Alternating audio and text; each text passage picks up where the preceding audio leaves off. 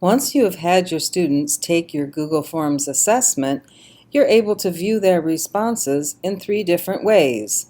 You can view them as a summary of responses, you can view them in a Google spreadsheet, or you can download them as a CSV file that you can open in Microsoft Excel.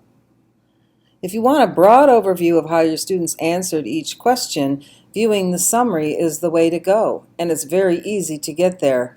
When you're in your form in edit mode, you'll see the questions tab where you created the form, and then you can click on the responses tab and you'll be able to see how your students have responded in a summary. So each of the questions will be displayed on this page. These first 2 questions were short answer text questions, and you can see the students' names. The multiple choice question about the capital of Michigan is displayed in a pie graph. The true-false question, which is just a shortened multiple choice question, is also displayed as a pie graph. So far I can see my students are doing very well. Describe the industry that is most prevalent in Michigan, and you can see that I can see their longer text answers, but if they had written a true paragraph, these might be truncated and I wouldn't be able to see the entire response. The multiple choice checkbox question is displayed as a bar graph, and I can see that all of my students got some of it right, but some of them missed one of the responses, which would have been apples. Are also, actually everyone got apples, but some missed grapes and potatoes. Favorite tourist destination, that was the drop-down menu to select from. That's also displayed as a pie graph. And when I mouse over these, I get different little pop-ups showing me the answers. The scale question is displayed as a bar graph. And then the multiple choice grid is again displayed as a triple bar graph, so that if someone had chosen all of these answers for any one of these prompts, all 3 bars would be displayed. So that's summary view.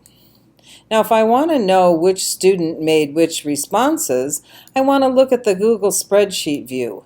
And to do that, I need to go back up to the top of the screen, and right here is a Create Spreadsheet icon. So the first time I want to see these responses and I click that icon, I get a box that asks me to select my response destination. Almost always you're going to want to create a new spreadsheet, but there is this option to select an existing one if that's where you want the responses to go. So I'm going to go ahead and click Create, and then it will automatically open that spreadsheet for me. So in the spreadsheet, every row is one student's responses. So I can see that Susie picked Lansing. She said it's true. Michigan's in the Midwest. Here's her paragraph. All of her responses are in row 2. Now you'll notice that my questions are difficult to read. They're longer responses are difficult to read, and so what I can do if I want to is that I can turn on some text wrapping so that this will be displayed on the screen for me without me having to click and look up here. So when I highlight a cell and then I go to Format, Text Wrapping, and then I just select Wrap. Now that question will be displayed there. So again, it's select the box, click on Format, down to text wrapping, and click wrap. So that's how you can do that. I can grab between 2 columns to shrink them if I don't need them to be displayed as wide, to make again easier to see how my students are doing without a lot of scrolling. So you have different ways that you can pretty up the Google spreadsheet.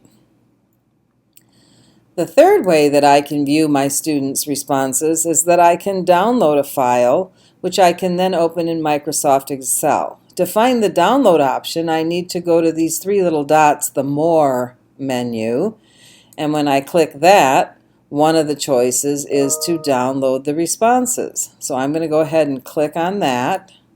It downloads it to my computer, and then I can find that download, and I can choose to open it and then I will have that same information in an Excel spreadsheet.